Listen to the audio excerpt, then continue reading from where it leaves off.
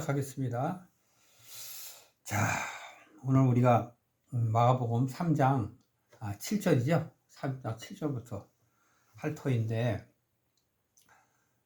마가복음 1장에 보면 1장 1절이죠. 복음의 시작이라 그랬죠. 그러니까 그 복음의 시작이 전체의 의미를 갖고 있다. 내용이다라고 보시면 돼요. 그래서 세례 요한이 이제 처음에 등장을 하죠. 그러면서 천국이 가까웠느니라. 그러죠? 그런데 거기서 주는 뭐죠? 회개하라. 회개하랍니다. 천국이 가까웠으니까 회개를 하라는 이유는 회개가 돼야만 천국을 받아들일 수 있다는 거예요. 그렇게 해서 쭉 이제 내려오면서 바로 이어서 예수님께서 이제 사역을 이제 시작을 하시죠. 사역하시기 전에 이스라엘 백성들이 출애굽 때 40년 동안 광야 생활을 한 것을 예수님이 몸소 40일간을 금식하시고 성령의 이끌림을 통해서 사단에게 승리하시죠. 어떻게 승리하시죠?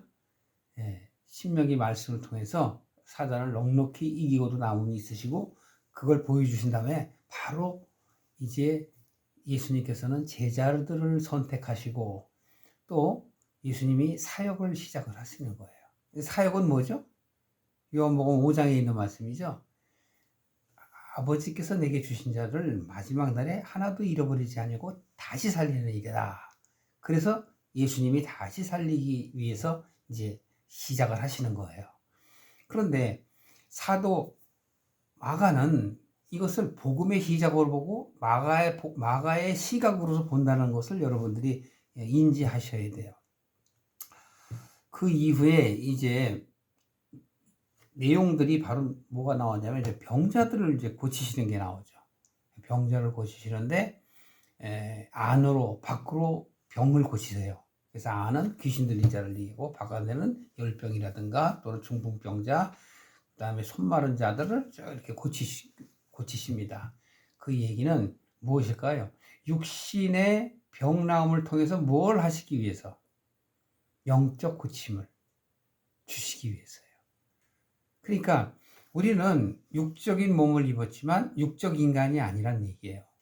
무슨 인간? 영적. 하나님의 사람이란 말이에요. 인간은 보편적인 걸 얘기하고 성경은 구원에 대해서 얘기하는 거기 때문에 구원의 대상인 우리를 얘기하는 겁니다. 오늘 그 내용을 좀 더 깊게 나갈 것입니다. 그래서 자 3장 7절에 보시면 보세요. 예수께서 제자들과 함께 바다로 물러가시니 갈릴리에서 큰 무리가 쫓으며 유대와 예루살렘과 이두메와 요단 강 건너편과 또 두로와 시돈 근처에서 허다한 무리가 그의 하신 큰 일들을 듣고 나오는지라. 예수께서 무리에 에워싸 미는 것들을 면하시기 위해 작은 배를 준비하도록 제자들에게 명하셨으니 이는 많은 사람을 고치셨으므로 병에 고생하는 자들이 예수를 만지고자 하여 피끈합니다. 더러운 귀신들도 어느 때든지 예수를 보면 그 앞에 엎드려 부르짖어 가로되 당신은 하나님의 아들이나이다 하니 예수께서 자기를 나타내지 말라고 많이 경계하시니라. 우리나라 이게 한글 성경을 제가 들려드렸기 때문에 조금 차이는 있을 거예요. 근데 번역은 여러분들이 의역은 하실 필요가 없고 번역에 조금 차이가 있다는 걸 감안해서 보시면 돼요. 그러니까 지금 7절 이전까지는 즉 3장 마가복음 1장 21절부터 3장 5절까지는 지금 밖으로 안으로 병든 자들을 고치셨다는 거죠. 그러면 지금 7절부터 무엇을 말씀하시려는가? 그걸 여러분들이 아시면 돼요. 이것은 이제 마가의 시각에서 본 상황이기 때문에 보실 때 아까도 말씀을 드린 것처럼 복음의 시작이다라는 것을 여러분들이 통해서 보시면 됩니다. 그래서 7절에 보시면 지금 어떻게 된다고 해요? 바다에 물러가신다. 여기 지금 갈릴리를 얘기하시거든요. 갈릴리, 호수라고 얘기도 하지만 당시는 넓어서 그걸 바다라고 표현하는 것이 있어요. 그런데 여기에서 지금 온갖 사람들이 몰려드는 거예요. 근데 어떤 사람들이 뭐냐 하면 요단강을 두고 북부측 서해안으로 지금 예루살렘이 남쪽에 있잖아요. 그러니까 그 위가 갈릴리인데 그 갈릴리에 그 북부 지방과 남부 지방 이 사람들이 다 소식을 듣고 온 거예요. 그걸 지금 뭐라고 얘기하냐면 두로와 시돈. 두로와 시돈은 북쪽을 얘기하는 것이고, 그 다음에 이제 예루살렘과 이두메는 에돔을 얘기하는 거예요.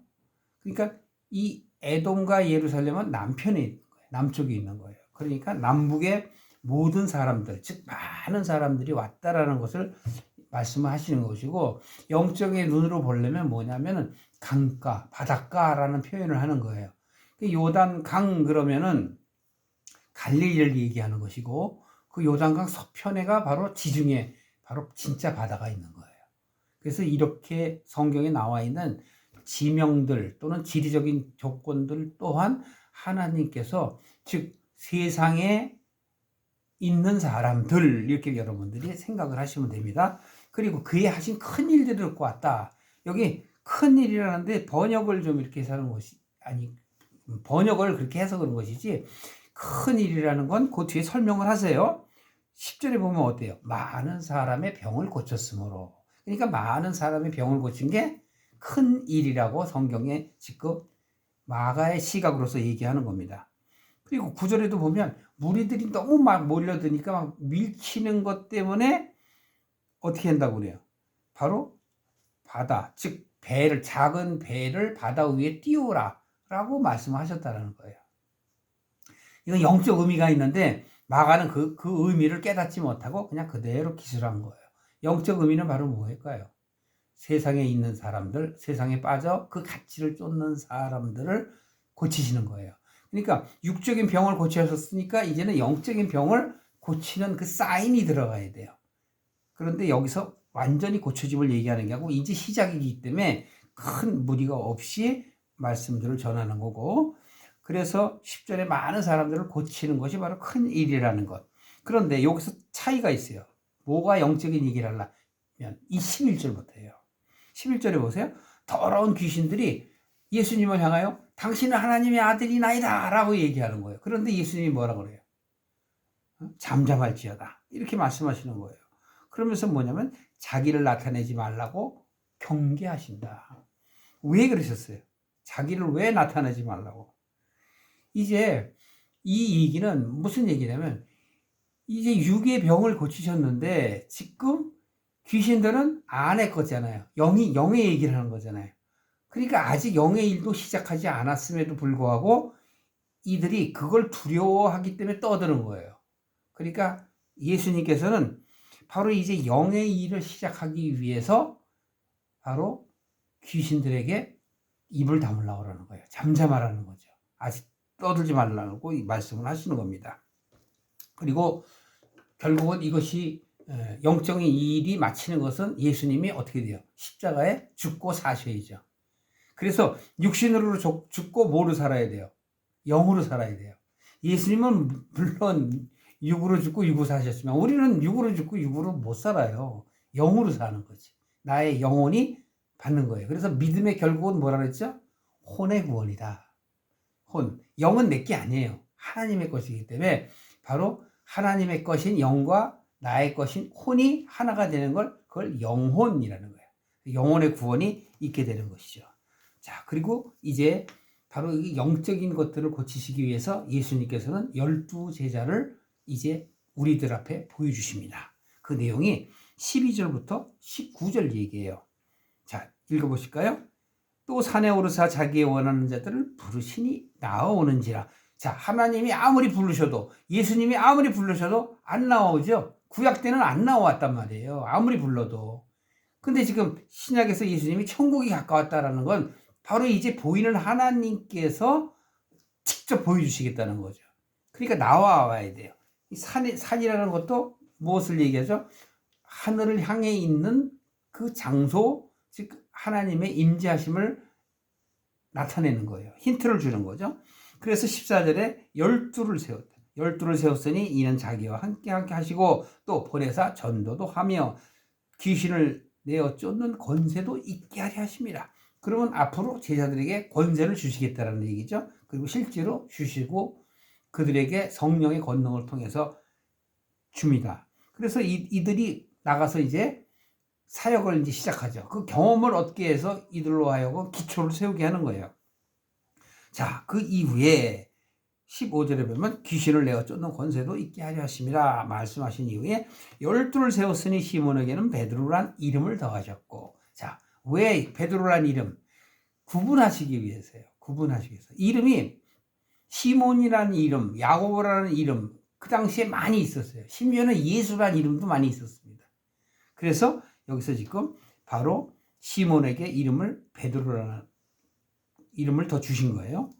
17절에 또 세베대의 아들 야고보와 야고보의 형제 요한이니, 여기서 세베대의 아들인 두 사람이 있었습니다. 그들을 바로 야고보와 요한이라고 얘기합니다.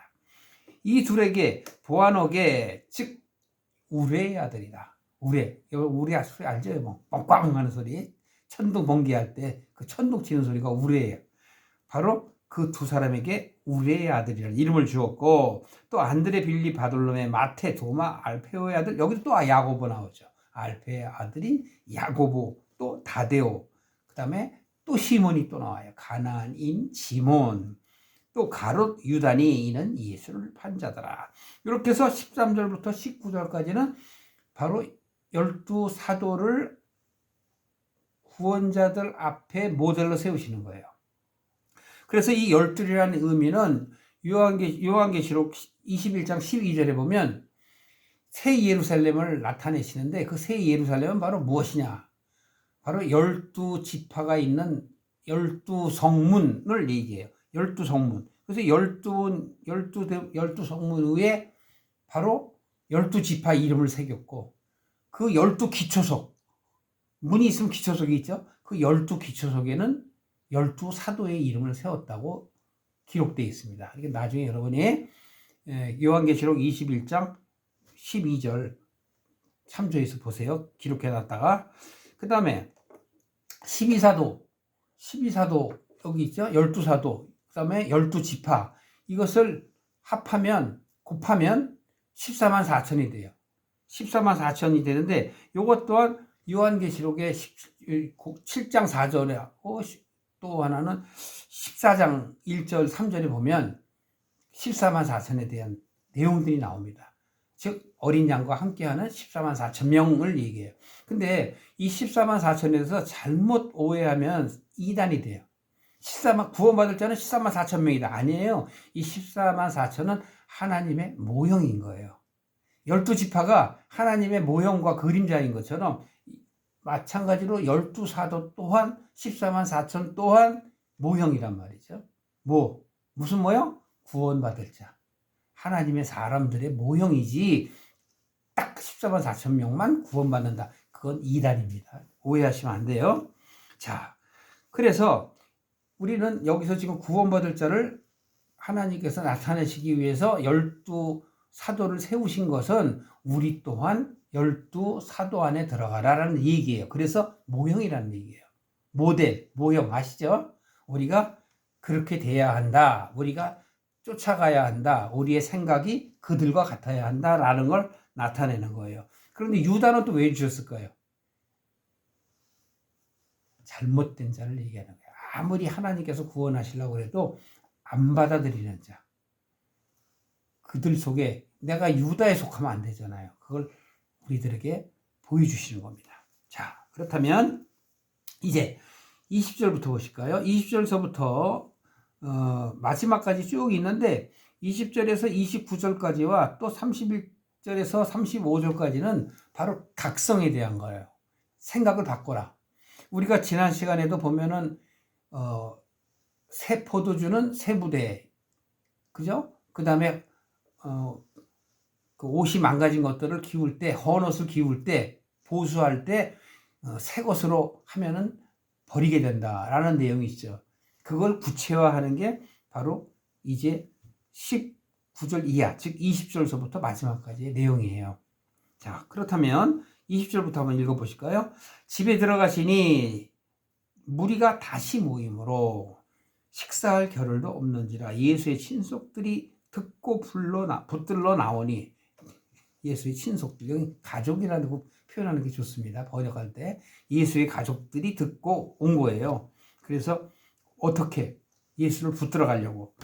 이 예루살렘에서 내려온 서기관들은 저가, 즉 예수님이 바알세불을 지폈다 하면 또 귀신의 왕을 힘입어 귀신을 쫓아낸다고 하니 예수께서 저희들을 불러다가 말씀을 하세요. 뭐라고? 여기서 저희들은 누구죠? 바리새인들을 얘기하죠. 사단이 어찌 사단을 쫓아낼 수 있느냐? 또 만일 나라가 스스로 분쟁하면 그 나라가 서겠느냐? 만일 집으로 분쟁하면 그 집이 서겠느냐? 사단이 자기를 거스려서 자기들끼리, 즉 분쟁이 일어나면 설 수가 없지 않느냐? 그뿐만이 아니다. 망하는 거 아니겠느냐? 27절에 사람이 먼저 강한 자를 결박하지 아니하고 어떻게 그 집에 들어가, 즉 강한 자의 집에 들어가 세간을 늑탈하겠느냐라고 말씀하시는 거예요. 결박하고 옴짝달싹 못하게 하고 가져가 되지 않느냐라는 걸 말씀하시는 거예요. 내가 진실로 너에게 이르노니 사람의 모든 죄와 무릇 회방은 사하심을 얻되 누구든지 성령을 회방하는 자는 사하심을 얻지 못하고 영원한 죄에 처하느니라 하시니 이는 저희가 말하기를 더러운 귀신이 들렸다 함이로라. 자, 여기까지만 먼저 보실게요. 이게 무슨 얘기예요? 영적인 얘기를 하시는 거예요. 그래서 자, 20절에 보면 이런 내용이 있죠. 예수의 가족들이 예수님을 붙들러 가요. 이 사람들은 왜 오죠? 예수님의 가족들은 대표적인 세상에 예수님과 가장 가까운 인척이잖아요. 친족. 근데 이들의 시각을 얘기하는 거예요. 아무리 가까운 가족이라 할지라도 어떤 생각? 육적인 생각, 세상적인 생각으로 판단을 한다라는 걸 보여주는 거예요. 그러니까 지금 여기 30절까지는 29절인데 30절까지는 바로 무엇을 얘기하냐면 보는 이로, 즉 마가의 시각으로 보는 거예요. 바로 예수님의 가족이라 할지라도 바로 나와 같다라는 거예요. 그러니까 바로 영적 시각이 있어야 되는데 영적 시각이 전혀 없는 거예요. 육적 시각이에요. 그래서 많은 선지자들을 통해서 그게 아니라고 말씀하셨지만 하나님이 아무리 말씀하신다고 듣지 않은 거예요. 그래서 이제 마지막 수단으로 하나님께서는 예수님을 보내신 것이죠.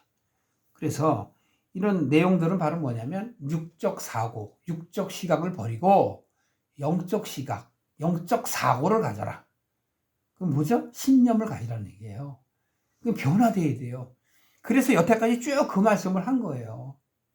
병든 자를 고치는 거는 바로 영적 병을 고치려고 육적 병을 고치신 거란 말이에요. 그런데 많은 사람들은 그걸 깨닫지 못하고 자기 자신의 생각대로 살아가잖아요. 오늘날에도 교회 가는 이유가 뭐예요? 자기 그냥 육적인 자기 생각대로 잘 되길 원해서 가죠. 대부분의 사람들이. 정말 하나님에게 가고 싶다라는 건 이 세상의 것도 갖고 싶고 하나님의 것도 갖고 싶은 것이지 정말 이 세상의 것은 버리고라도 나는 하나님에게 가겠다라는 마음이 있느냐 말이에요. 마태복음 16장이나 누가복음 또는 요한복음 모든 사복음서에 다 나와 있는 내용이잖아요. 우리가 하나님을 쫓으려면 어디에? 자기 것을 내려놔야 돼요. 자기를 부인해야 한단 말이에요. 자기를 부인하고 하나님을 따라야 돼. 자기 십자가를 지고 가야 된단 말이에요. 나중 얘기고. 우선 그런데 여기서 지금 뭐라 그래요? 바알세불이라는 건 파리의 왕이라는 뜻이 있어요. 그런데 이건 실질적으로 뭐냐면 이방 나라에 섬기는 신이라고, 신.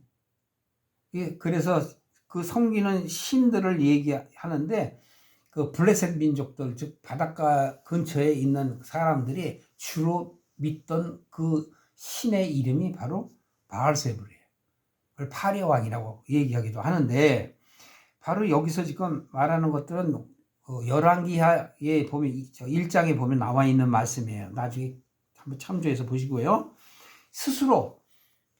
나라가 스스로 분쟁하면 나라가 못 살잖아요. 우리나라도 마찬가지잖아요. 여야가 그냥 맨날 분쟁하고 협의하지 않고 그냥 자기 자신만 잘났다고 계속 주장하면 그 나라가 뭐가 돼요? 망하는 거잖아요.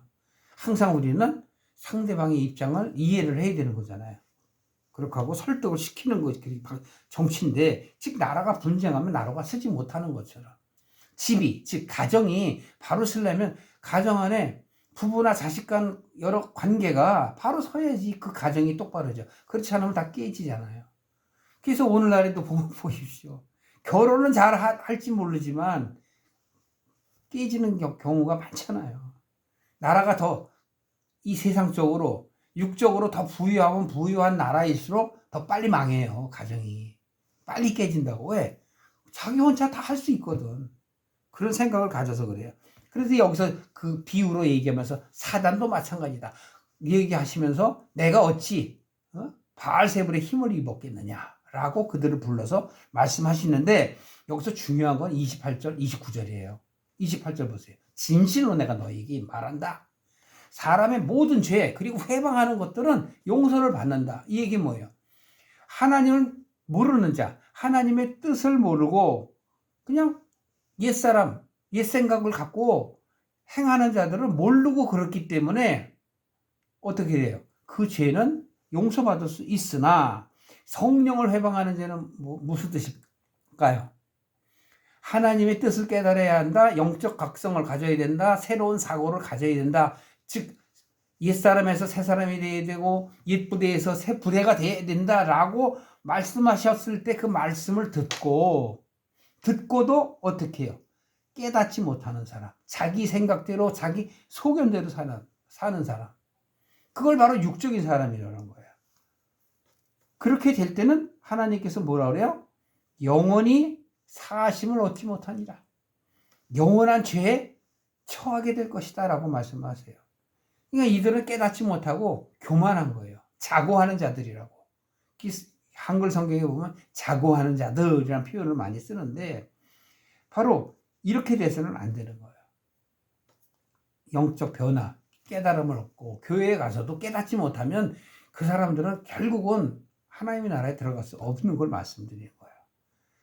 그 다음에 이제 마지막 31절부터 보겠습니다. 때에 예수의 모친과 동생이 와서 밖에서 서서 사람을 보내어 예수를 부르니 무리가 예수를 둘러앉았다가 여짜오되 보소서 당신의 바로 친족, 즉 모친과 동생들, 누나가 왔다 이거예요. 누이들이 왔다. 여기서 이제 누이니까 동생이겠죠. 여자 동생. 밖에서 찾나이다.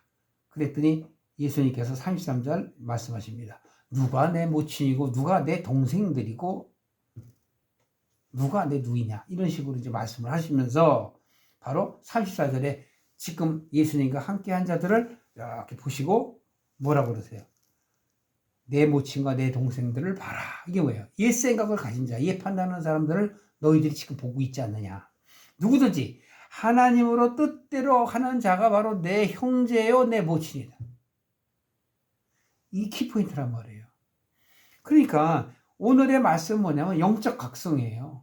옛 생각에서 이제는 새로운 생각, 율법에서 복음으로 받아들이고 내 사고가 변화돼야 돼요. 바뀌어야 된다니까.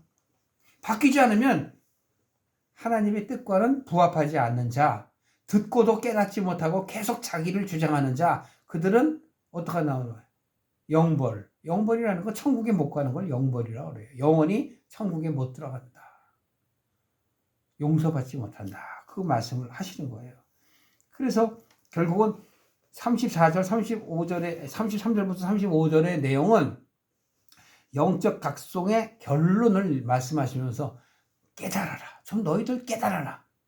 내가 지금 너희들과 함께한 이 현장에서 너희들이 내가 바로 그 당시에 바리새인들이 지금 예수님을 착잡는데 봐서 그들을 봐라. 심지어는 내 육신을 봐라. 그들은 아직 자기의 생각을 바꾸지 못했느니라. 그런데 결국에 가면 나중에 예수님의 동생인 야고보도 변화돼요. 변화돼서 그도 예수님의 사역을 나중에 후에 감당하게 됩니다. 자, 오늘 여러분들과 함께 나눈 이 내용들은 무슨 얘기를, 지금 말씀이 계속 진전되는 얘기를 하죠. 복음의 시작이기 때문에 그래요. 영적 각성을 해야 돼. 육적인 사고를 갖고 있는 내가 영적으로 바뀌어야 됨을 말씀하고 있는 것입니다. 여러분도 저도 자꾸 육신의 것을 쫓고 자기 판단, 자기 기준, 자기 생각으로 자꾸 남을 판단하려고 하지 말고 따라오지 못할 때는 그냥 그대로 두고 말씀을 전하고 들으라 그러는데 귀가 닫혀서 안 들어요. 그러면 누구 말을 들을까요? 세상의 말을 잘 들어. 육적인 말들은 잘 듣는다고. 그런 사람들은 오랜 세월이 지나야 돼요. 그러니까 그 사람들이 예를 들어서 오늘 아까 말씀드린 것처럼 뭐라 그랬죠? 실질적으로 자기가 깨닫지 못하고 자기 속엔대로 사는 것, 그것을 바로 아까 26절에 사람의 모든 죄라고 얘기하는 거예요. 그런데 성령 회방하는 죄는 어떻게 된다고요? 영원히 구원을 받지 못한다고 말씀하시는 것은 변하지 않으면, 옛 부대가 새 부대가 되지 않으면, 옛사람이 새사람이 되지 않으면 결코 구원을 받지 못할 것이다 라고 말씀을 하는 겁니다. 오늘 우리가 3장을 맞춰가면서 제가 조금 빠르게 서두른 것은 하나만 갖고 얘기해도 돼요. 사실 요한계시록도 찾아봐야 되고 열왕기하도 찾아봐야 되고 다 찾아봐야 되지만 마가복음은 복음의 시작이기 때문에 어떤 뜻으로 마가가 어떻게 보고 있으며 우리들은 어떻게 하나님의 말씀 성경을 봐야 되는가 하는 것들에 대해서 여러분들이 차근차근 새겨가는 저와 여러분 되시기를 주님의 이름으로 축원합니다. 기도하시겠습니다.